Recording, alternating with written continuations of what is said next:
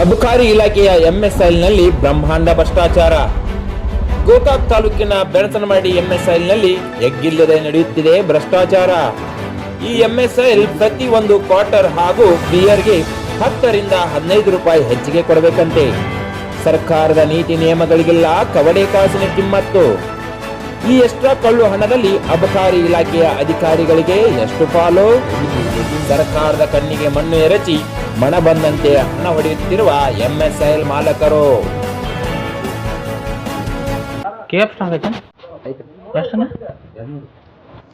ಸರ್ಕಾರದ ನೀತಿ ನಿಯಮಗಳಿಗೆಲ್ಲ ಕವಡೆ ಕಾಸಿನ ಕಿಮ್ಮತ್ತು.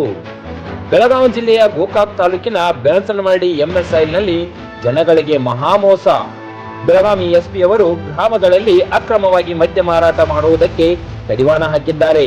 ಇದರಿಂದ ಎಂಎಸ್ಐಲ್ಗೆ ಬೃಹತ್ ಪ್ರಮಾಣದ ಜನಜಂಗುಳಿ ಬರುತ್ತಿದೆ.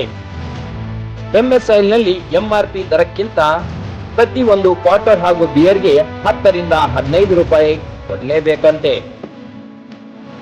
ಈ ಎಂಎಸ್ಐಲ್ ಪ್ರತಿನಿತ್ಯ ಜನಜಂಗುಳಿ ಬೃಹತ್ ಪ್ರಮಾಣದಲ್ಲಿ ಬಂದೇ ಬರುತ್ತೆ.